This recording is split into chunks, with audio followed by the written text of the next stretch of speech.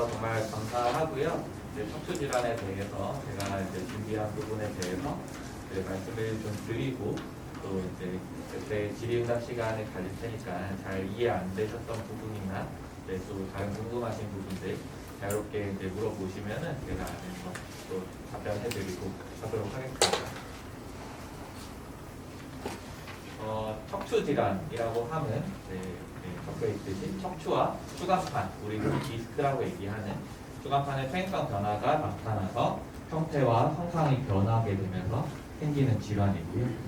밑에도 적혀 있는데 우리나라 전체 인구의 80% 이상, 대부분이 평생 한 번 이상은 허리 통증으로 고생을 한다라는 통계가 있습니다. 아마 여기 계시는 분도 대부분은 한 번쯤은 겪어보신 증상이라고 생각이 들고요. 척추라고 하는 거, 척추의 해부학적인 구조를 좀 먼저 보도록 하겠습니다. 그래서 척추라고 하는 거는 목뼈, 경추, 그리고 등뼈, 흉추, 허리뼈, 요추, 그리고 그 밑에 엄지뼈, 천추, 밑에 꼬리뼈, 위추까지 이렇게 크게 5개의 부분으로 구분이 될 수 있고요. 경추는 7개의 뼈, 흉추는 12개의 뼈, 요추는 5개의 뼈로 구성이 되어 있습니다. 그래서 앞에서 정면에서 봤을 때는 이렇게 올곧게 똑바로 서 있는 게 일반적인 구조고요. 옆에서 봤을 때는 조금 특이한데 우리 S라인이라고 많이 얘기들 하잖아요. 목뼈, 경추랑 요추, 허리뼈는 앞쪽으로 이렇게 볼록한 C자형 커브를 그립니다. 이제 전만회라고 표현을 하고요.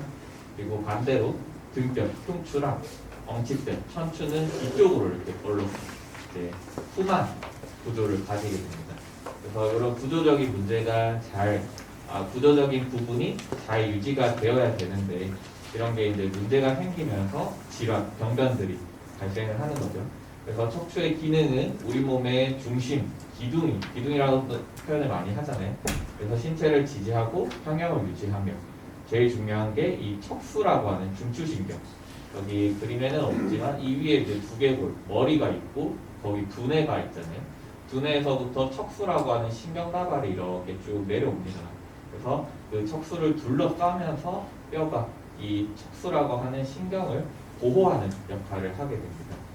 보호하는 게 주된 목적인데 이게 이제 문제가 생기면서 척수, 신경을 누르게 되고 그러면서 여러 가지 증상이 나타나게 되는 거죠. 그래서 척추 이상으로 발생하는 질환 크게 3가지, 더 많지만 이제 다 세세하게 설명드릴 수는 없어서 가장 대표적인 것 3가지만 좀 오늘 말씀을 드리도록 하겠습니다. 추간판 탈출증, 우리 디스크라고 흔히 얘기하는 질환, 그리고 척추관 협착증, 척추 측만증, 이 3가지에 대해서 각각 조금씩 더 설명을 드릴 거고요. 아마 많이 들어보셨을 거예요. 워낙 흔한 질병이기 때문에 엄밀하게 얘기하면은 척추관 협착증이라고 하는 거는 이제 척추관 요 가운데 이제 신경이 내려오는 구멍이 좁아지는 모든 질환을 통칭하는 겁니다. 그래서 사실은 이제 추간판 탈출증이라고 하는 디스크 질환은 척추관 협착증의 하위 개념에 해당하는데 워낙 흔하기 때문에 이거를 따로따로 생각을 하고 표현을 하는 경우가 많고 척추관 협착증에는 뒤에 또 기술을 하겠지만 이 뒤쪽에 있는 황색 인대라고 하는 인대가 두꺼워지면서 좁아지는 경우를 주로 협착증이라고 얘기를 하게 됩니다. 그래서 이제 강론으로 들어가면은 먼저 추간판 탈출증, 그리고 이제 디스크 탈출증이라고도 하고요. 흔히 허리 디스크, 목 디스크 이런 얘기 많이 하게 되는데 디스크 질환에 대해서 말씀을 드리도록 하겠습니다. 정의를 먼저 보시면은 추간판, 디스크 같은 말이고요. 이 추간판이 돌출되어서 주변 신경을 압박하여 요통, 허리 통증 또는 신경 증상, 우리 방사통이라고 얘기하는데요. 이런 증상들을 유발하는 질환을 이 추간판 탈출증이라고 부릅니다. 추간판 탈출증 중에서도 허리에 추간판 탈출증이 발생하면은 허리 디스크, 목에 추간판 탈출증이 발생하면 목 디스크라고 얘기를 하는 거고 그림으로 이해하면은 조금 더 이제 이해가 편하실 겁니다. 이거는 이제 척추의 단면이고요. 아까 이제 해부학적인 모양을 말씀을 드릴 때 이 척추라고 하는 이 뼈가 이 신경을 보호하는 역할을 한다고 말씀드렸잖아요. 척추라고 하는 뼈의 안쪽에 척수라고 하는 신경이 내려오는데 이 앞쪽에 있는 디스크는 크게 이렇게 후액이라고 안쪽에 말랑말랑한 부분이라 이 겉에 껍데기를 싸고 있는 섬유륜이라고 하는 부분이 되는데 이 디스크가 정상적으로 딱 제자리에만 있어야 되는데 이게 이렇게 뒤쪽으로 튀어나오게 되면은 노란색으로 보이는 게 신경이거든요. 이렇게 신경을 누르게 되고 그러면서 증상이 나타날 수 있는 겁니다. 중압판 탈출증은 뭐 어디로든 다 튀어나올 수 있고요.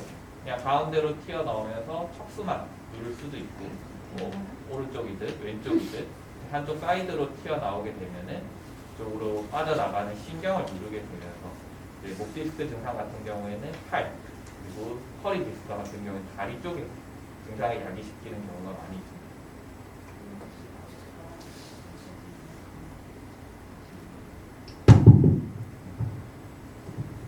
원인들로는 다양한 원인들이 있고요. 여기도 이제 반복적인 자극, 잘못된 자세, 그리고 퇴행성 변화, 외부 충격, 외상에 의해서도 발생할 수 있습니다. 하지만 가장 큰 비중을 차지하는 것은 퇴행성 변화이고요.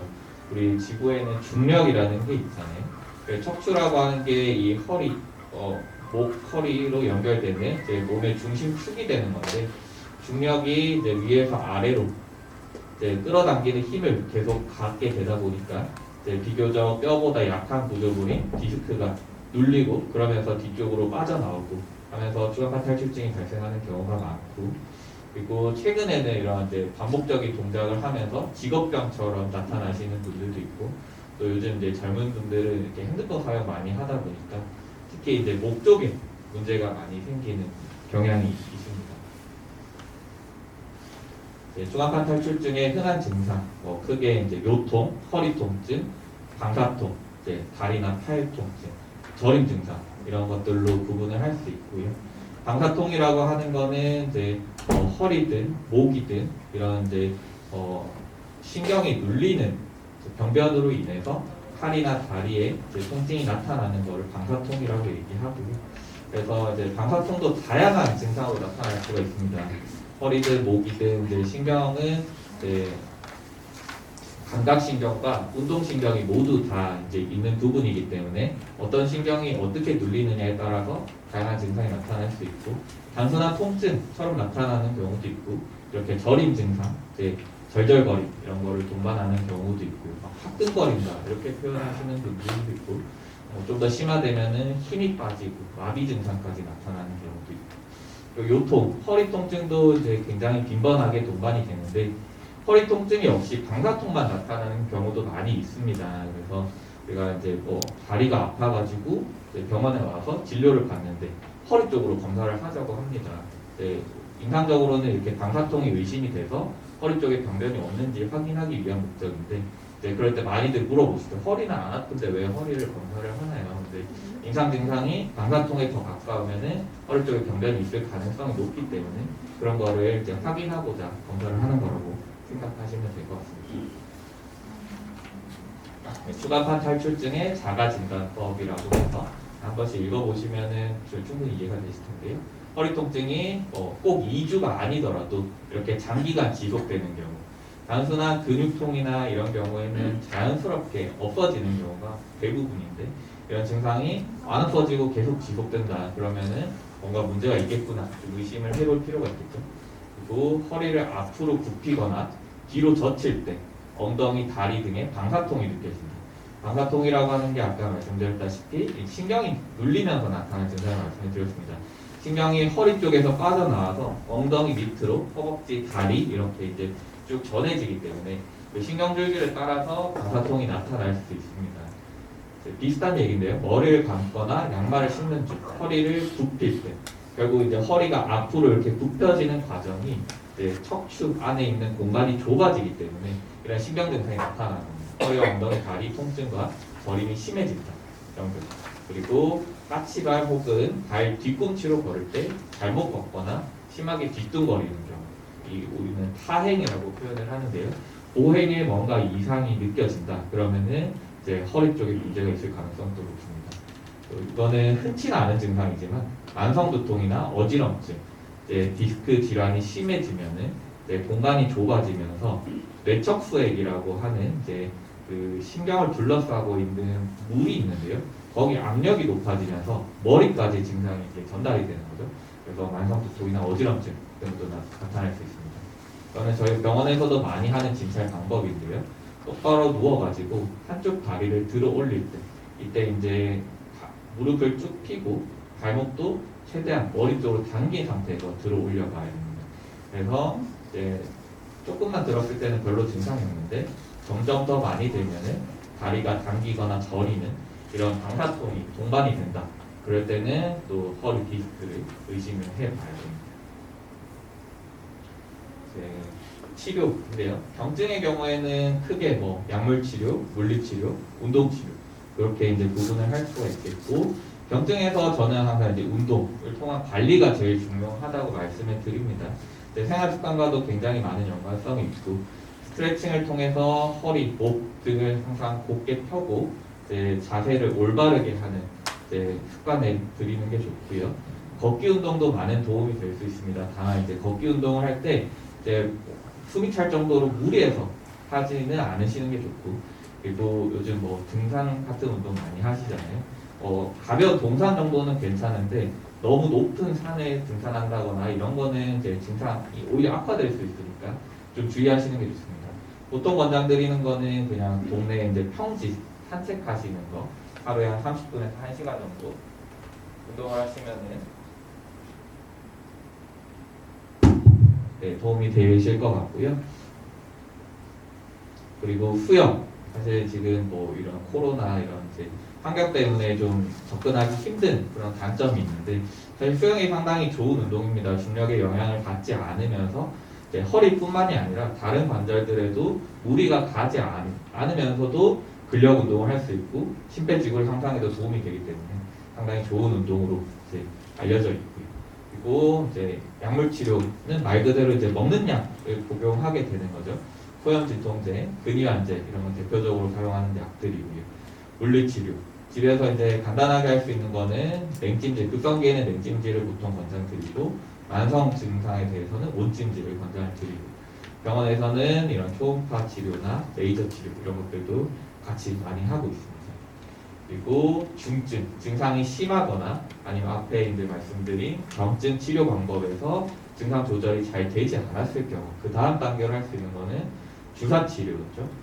경막에 주사라고 해서 스테로이드나 이런 국소 마취제 아니면 이런 걸 섞어서 사용을 하기도 하고요.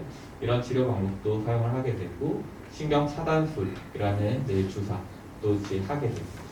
그리고 이런 주사 치료를 했음에도 불구하고 증상 조절이 잘 되지 않는 경우, 아니면은 마비나 이런 신경 증상이 너무 심한 경우에는 수술을 고려하게 되겠죠. 추간판 제거술이라고 해서 그 튀어나온 추간판 디스크를 그냥 잘라내는 그런 치료도 하게 되고, 감압술, 높아진 압력을 감소, 낮춰준다라는 거예요. 그래서 눌려있는 부분을 제거해주는 감압술도 하게 되고, 그래도 잘 조절이 되지 않는 경우, 정말 심한 경우에는 유압술이라고 해서 뼈와 뼈를 아예 붙여버리는 그런 치료도 하게 됩니다.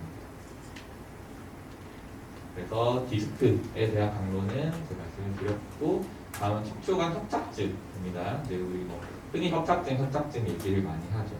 그 정의를 먼저 보시면은 신경 통로인 척추관이 좁아져서 결국 좁아진 거를 얘기하는 거고요. 그러므로 인해서 신경이 눌려가지고 허리나 다리에 이런 방사통이라고 하는 여러 가지 증상이 나타나는 경우. 또 그림을 보면서 설명을 좀 드리겠습니다. 그래서 척추라고 하는 뼈가 앞뒤로 있고, 그 안에 척수라고 하는 신경이 있고요. 그리고 이 양옆으로 신경절이라고 해서 말초신경이 나가게 되는데, 그러니까 디스크는 가운데 앞쪽에 있는 구조물이 뒤로 튀어나오면서 눌리는 걸 말씀드린다고 했습니다. 이 뒤쪽에는 후관절이라고 해서 위아래 마디의 척추 사이에 관절이 있고, 거기를 보강해주는 황색인대라고 하는 구조물이 있습니다. 이거는 잘 표현이 되지는 않았는데, 그래서 이 뒤쪽에 있는 황색인대라고 하는 구조물이 여기 있죠. 이게 두꺼워지면서 안에 공간을 좁게 만드는 거죠. 그러면서 이 신경을 누르게 되면 그거를 척추관 협착증이라고 얘기를 하게 됩니다. 대개는 이렇게 중심에서 나타나는 증상이 되겠죠. 원인으로는 역시 이제 퇴행성이 제일 많습니다. 협착증 역시 이제 퇴행성 노화로 인한 증상이 많고, 그리고 뭐 관절염 역시 뭐 같은 맥락이라고 보시면 되겠고요. 그리고 외상으로 인해서 발생할 수도 있지만 이제 협착증은 보다 더 퇴행성의 비중이 높습니다. 외상으로 인해서 발생하는 경우도 이제 이렇게 뭐 사고가 나거나 충격을 받은 이후에 급성으로 나타나지는 않고, 충격을 받은 이후에 점차 나빠지다가 이제 협착증으로 진행하는 경우가 대부분이라고 보시면 되겠습니다. 증상은 어떻게 보면 아까 보셨던 디스크, 추간판 탈출증 증상이랑 비슷합니다. 결국은 신경이 눌리면서 나타나는 증상이기 때문에 비슷하고요. 이렇게 보행 시 다리 통증, 특히 걸을 때 조금 더 증상이 심해지는 경우가 많이 있고, 아까도 보셨던 것처럼 이렇게 저림 증상 나타날 수 있고, 신경이 너무 많이 눌리게 되면은 이렇게 마비 증상까지 나타날 수가 있습니다. 역시 허리 통증이 장기화되면은 뭔가 문제가 있구나라고 이제 좀 의심을 해봐야 되는 거고요. 이게 조금 이제 협착증에서 이제 좀 특이적인 증상이라고 보시면 되겠습니다. 조금 걸으면은 힘들어가지고 쉬었다가 가야 되는 거예요. 좀 앉거나 쉬면은 증상이 경감이 되고, 다시 또 움직이면은 증상이 또 이제 심화가 되고, 그런 양상이 있고요. 좀 아침에 더 힘들고, 자고 일어나가지고 좀 걷기 시작할 때가 좀 힘들고, 오히려 조금 걷고 나면은 오히려 순환이 개선이 되면서 좀 편해지는 경향이 있고요. 엉덩이와 허벅지가 많이 아프다. 그리고 이쪽으로 가는 신경이 제일 많이 눌리기 때문에 나타나는 증상이라고 생각하시면 되겠습니다. 치료, 경증은 이제 비슷합니다. 이제 아까 보셨던 디스크랑 크게 약물치료, 물리치료, 운동치료로 나눠 볼 수 있겠고, 운동요법에서는 초기 증상이 심할 때는 운동을 오히려 쉬고 아예 그냥 누워서 쉬는 게 더 좋습니다. 그리고 증상이 조금 경감이 되고 나면은 굴곡 운동과 앞으로 구부리는 과신전, 뒤로 이렇게 젖혀주는 그런 스트레칭 운동을 같이 해주시면 도움이 되고요. 약물 치료는 이제 소염 진통제, 흔히 소염제라고 얘기하는 근이항제를 주로 사용하게 되고, 신경이 많이 눌려 있으면은 신경병증 약이라고 해서 신경을 좀 풀어주는 그런 약도 같이 사용을 하게 됩니다. 물리치료는 이제 비슷하게 뭐 이 열치료, 이제 따뜻한 찜질, 그리고 초음파, 마사지, 변이치료 이런 것들을 고려해 볼 수 있습니다. 이제 치료가 중증으로 넘어가게 되면 증상이 심해지거나 아니면 앞서 말씀드렸던 경증 치료에 잘 좋아지지 않거나 그러면은 주사 치료, 신경 차단술 이런 것들 고려할 수 있겠고요. 역시 이걸로도 증상 조절 잘 안 되는 경우에는 수술이죠. 수술 방법은 이제 다양하게 있습니다. 이제 초음파 절제술이라고 해서 결국 감압술의 개념인데, 이제 뒤쪽에 있는 뼈를 좀 잘라내고 거기 공간을 넓혀주면서 신경이 눌려 있는 부분을 좀 풀어주는 거죠. 그러면서 거기 두꺼워진 인대도 좀 잘라내고, 그럼에도 불구하고 이제 잘 조절 안 되거나 너무 심한 경우에는 아까 말씀드렸던 것처럼 뼈와 뼈를 아예 붙여버리는 유압술을 이제 고려하는 경우도 있고, 이번에는 척추 측만증입니다. 이것도 많이 들어보셨을 거예요. 그래서 정의를 먼저 보시면은 척추가 이렇게 C자 모양이나 F자 모양으로 휘어져 가지고 몸이 좌우로 기울거나 돌아가서 변형되는 증상. 그래서 정면에서 보면은 정면이든 후면이든 정상적인 척추는 이렇게 이제 올발라야 돼요. 이제 곱게 이제 펴져 있어야 되는데 이렇게 이제 옆으로 휘어져 있는 경우 척추 측만증이라고 진단을 하게 됩니다. 그래서 이게 이제 옆으로 휘게 되면은 보통 이렇게 어깨 높이가 달라지고 2차적으로는 골반의 높이도 달라지는 경우가 있고요. 어깨 높이가 달라지니까 자연스럽게 이제 팔꿈치나 이런 데도 이제 높이가 달라지고 뭔가 변형이 있는 것처럼 보이게 되죠. 원인은 이제 이런 생활 습관, 나쁜 자세로 인해서 나타나는 경우가 제일 많습니다. 특히 이제 주무실 때 잠자는 자세가 상당히 중요한데요. 이게 나도 모르게 움직여지는 게 많기는 하지만 그렇다고 해서 잘 관리를 안 하시는 분들이 많습니다. 그래서 이런 게 조금 잘 지켜질 필요가 있습니다. 여기 보시면은 적당한 높이에 적당한 쿠션이 있는 베개를 베고 자는 게 좋고, 다리 쪽에 살짝 이제 하지가 거상, 다리가 조금 올라갈 수 있도록 쿠션 같은 걸 받쳐주는 것도 좋습니다. 이렇게 너무 높은 베개를 베는 거는 좋지 않은 자세이고요. 그리고 뭐 옆으로 돌아 눕더라도 항상 상하체가 이제 좀 같이 돌아갈 수 있도록 그렇게 이제 자세를 취하는 게 좋고, 엎드리는 자세는 허리에 좀 많은 무리를 갈 수 있기 때문에 주의하는 게 좋습니다. 책상에 앉은 자세도 중요한데요. 네, 앉았을 때 특히 목을 너무 많이 숙이거나 하는 동작은 좀 피하는 게 좋습니다. 냉방지원이 사무실 책무를 받아주시기 바랍니다. 척추 측만증의 증상으로는 오히려 측만증은 허리 통증을 많이 야기합니다. 방사통도 이제 생길 수는 있지만 대부분 허리나 등 통증을 일단은 이제 기본적으로 동반을 하게 되고요.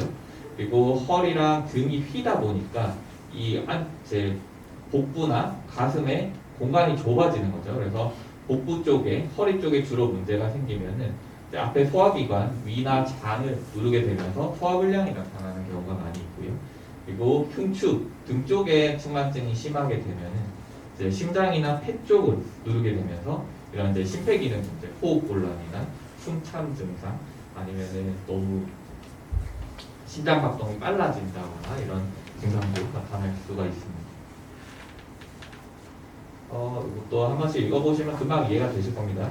무릎을 펴고 선 채로 허리를 구부릴 때 척추의 위치가 중심에서 벗어나거나 유난히 튀어나와 보인다. 이런 거는 보통 이제 앞으로 이렇게 숙일 때 주변 사람들이 보고 여기가 뭐 어깨가 너무 한쪽이 튀어나와 보인다거나 이렇게 얘기를 해주시는 경우가 많고요. 허리를 기울였을 때 앞쪽으로 이렇게 수그렸을 때 손바닥이 내려가서 닿는 위치가 다르다. 이제 결국 어깨 이제 높이가 다르다는 거죠.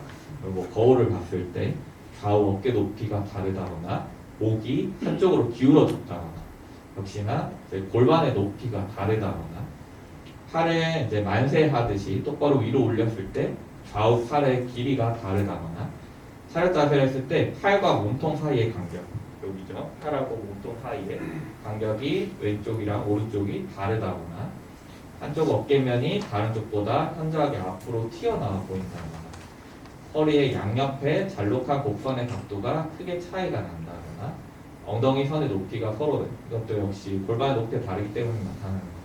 그래서 이런 경우에는 척추 측만증을 좀 의식해 하는 소견들이 있고 이런 경우에는 제 병원에서 진료를 받아보시는 게 좋겠습니다. 네, 치료는 대부분은 보존적 치료를 하게 됩니다. 보존적 치료라고 하는 거는 수술적 치료의 반대말이라고 생각하시면 되겠고 비수술적 치료라고 얘기도 하게 됩니다. 측만의 정도가 심하지 않은 경우 여기 각도가 적혀 있는데 이거는 저희가 엑스레이를 찍어서 측정하는 각도 방법이 있고요.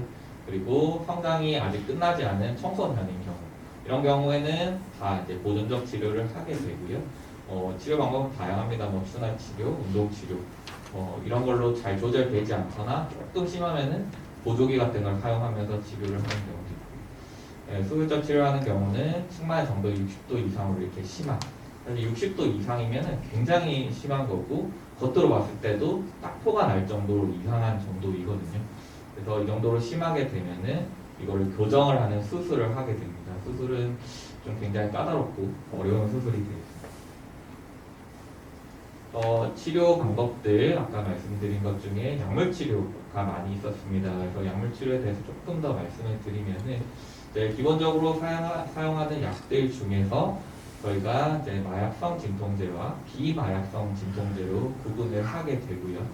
마약성 진통제는 적혀 있다시피 의존성이 강합니다. 그래서 이제 효과는 더 뛰어납니다. 통증 조절은 급성으로 빨리 낼 수 있는데 대신에 이제 의존성이 생기기 때문에 통증이 줄어들어도 이제 찾게 된다거나 내성이 생겨서 이제 통증이 처음에는 잘 드는데 점점 더 많이 복용을 해야 된다거나 그래서 되게 초기에는 잘 권하지는 않는 치료 방법이고요. 대개는 이제 비마약성 진통제로 증상 조절을 하고 이제 또 대부분은 이 이제 비마약성 진통제로도 증상 조절이 되십니다. 이 중에서도 이제 해열 진통제와 포염 진통제로 구분을 하게 되고요. 많이 들어보셨을 텐데 적힌 이름 그대로 해열 진통제는 열을 낮추는 효과가 동반이 되어 있는 거고요. 포염 진통제는 포염, 염증을 줄이는 효과가 동반이 되어 있는 겁니다. 이제 다시 말씀드리면은 해열 진통제와 포염 진통제로 크게 구분이 될 수가 있고 이제 진통 그 통증을 줄이는 효과는 이제 다 마찬가지이지만 이제 거기에 곁들여서 열을 낮추느냐, 이제 염증을 가라앉히느냐. 그래서 우리가 정형외과 영역에서는 주로 소염 진통제를 사용을 하고 있습니다. 요 그림은 그냥 예시니까 뭐 사실 크게 염두에 두실 필요는 없고, 폐혈 진통제 대표적인 약으로는 아세트아미노펜, 우리 최근에 이제 코로나 이제 이슈가 되면서 많이 알려졌죠. 타이레놀, 이 이제 그 중에서 가장 대표적인 약이 되겠고, 이제 해열 효과가 큽니다. 그러면서 진통 효과가 같이 동반이 되는 거고요. 소염 진통제로는 뭐 대표적인 약으로 나프로펜과 이부프로펜이 있고, 진통 효과, 소염 효과, 그리고 소염 진통제 일부에서는 해열 효과를 나타내는 경우도 같이 있습니다. 네, 소염 진통제를 이제 정형외과 영역에서 많이 쓰는 약이라고 말씀을 드렸는데, 결국은 이 약들이 다 위장 관계에서 대사가 되고 흡수가 되면서 몸에 작용을 하다 보니까 이렇게 위장 관계 부작용을 일으키는 경우가 종종 있습니다. 네, 뭐 가볍게는 약간의 속쓰림, 이제 이런 증상이 뭐 소화불량 이런 증상이 나타나지만, 조금 더 이제 심화가 되면은 위염이나 궤양 이런 것들까지 생길 수가 있습니다. 그래서 대부분은 이제 이 위장관 약을 같이 사용을 하게 되죠. 그래서 최근에는 이런 이제 위장관 보호제랑 소염 진통제가 약 하나에 같이 들어있는 이런 약도 많이 출시가 돼가지고 사용을 많이 하고 있습니다. 특히 고령 환자분들은 만성 질환으로 드시는 약이 많기 때문에 이런 거를 같이 복용하시면은 드시는 약의 개수가 좀 줄어들 수 있으니까 그런 데서는 또 만족도가 좋은 것 같고요. 그리고 효과적인 진통제 복용 방법, 규칙적이고 충분한 수면을 취하는 게 좋고요. 또 규칙적인 운동과 식사를 병행하는 게 좋겠습니다. 뭐 상식적인 얘기지만 스트레스를 줄이는 게 좋고요. 카페인, 담배, 술 이런 거는 같이 사용하지 않는 게 좋습니다. 특히 담배나 술 같은 경우에는 약이랑 같이 사용을 했을 때 대사작용을 저해시켜가지고 약 효과를 낮출 수도 있고요. 더 안 좋은 경우는 부작용을 일으키는 경우도 있기 때문에 특히 좀 약을 복용하실 때는 담배, 술은 좀 주의하시는 게 좋겠습니다. 또 이게 더 중요하겠습니다. 생활 습관을 통해서 증상 개선, 그리고 더 장기적으로는 척추나 이런 관절을 잘 사용하고 건강하게 지내는 게 우리의 목표이잖아요. 컴퓨터 업무 많이 하게 되는데 이럴 때 오랜 시간에 앉아있는 자세는 피하는 게 좋습니다. 항상 어느 정도 작업을 하시고 나면은 일어나서 스트레칭이나 운동을 좀 해주시고 다시 하기를 권장을 드리고요. 장시간 바닥에 쪼그려 앉기 또는 다리를 겹친 채로 양반 다리 자세에 오래 앉는 거. 이거는 척추뿐만이 아니고 무릎 관절, 고관절, 하지에 있는 모든 관절에 다 영향을 미칩니다.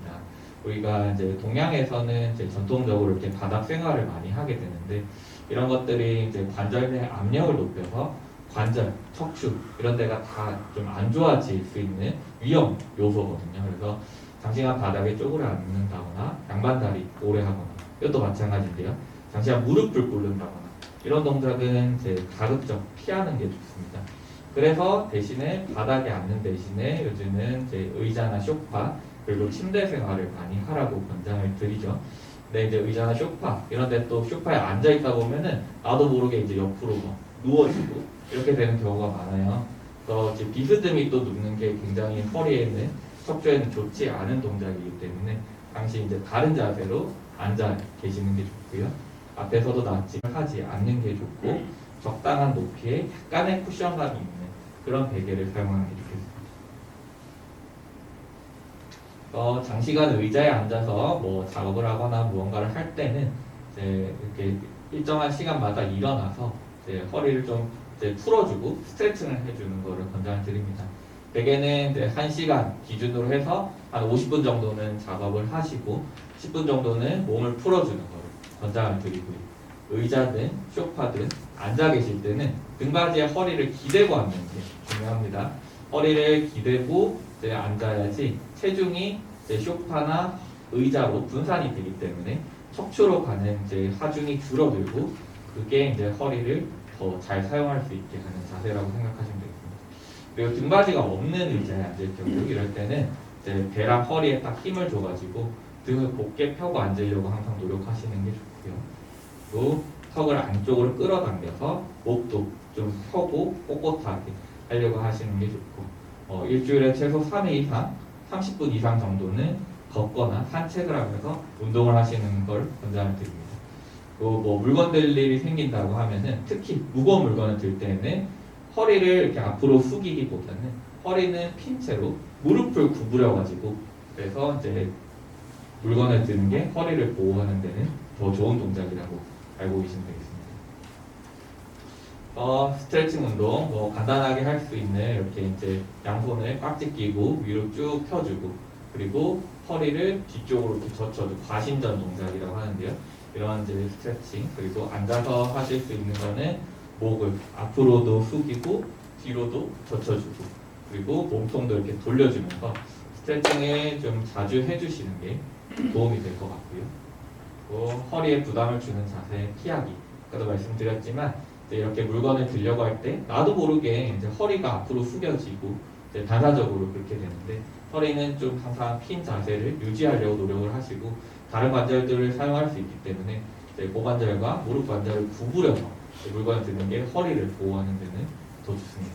그리고 적절한 운동을 통해서 근력을 유지하는 게 좋고요.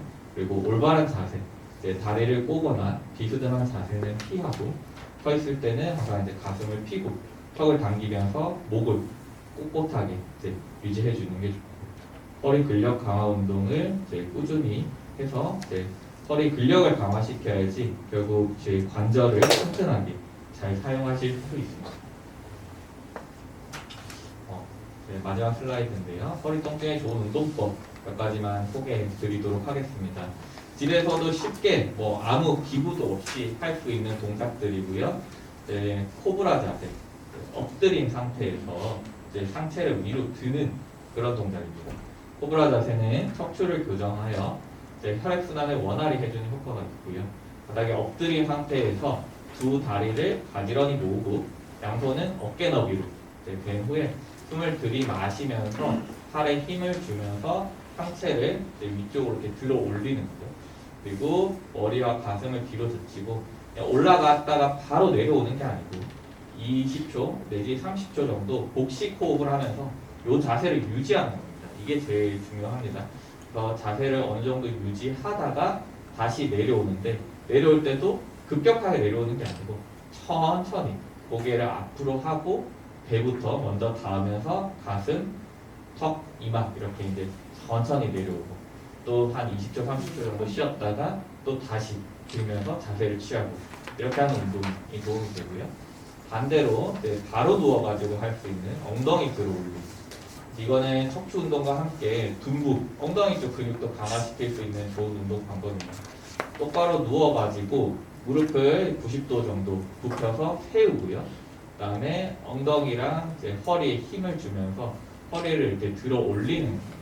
그래서 허리랑 엉덩이가 이 바닥에서 떨어질 수 있도록. 그리고 항상 이 자세를 할 때는 이제 엉덩이만 드는 게 아니고 여기 배까지 다 이제 들어 올리면서 이제 상체가 일직선이 되도록 유지하는 게 좋습니다. 그리고 이것도 역시 이제 들어 올리고 난 다음에는 한 10초 정도 유지한 후에 이 자세를 조금 유지하면서 천천히 심호흡을 하시다가 그러다가 다시 내려오는 겁니다.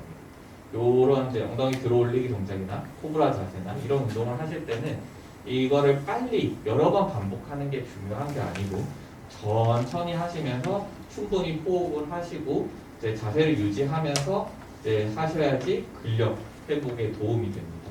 그리고 플랭크 자세.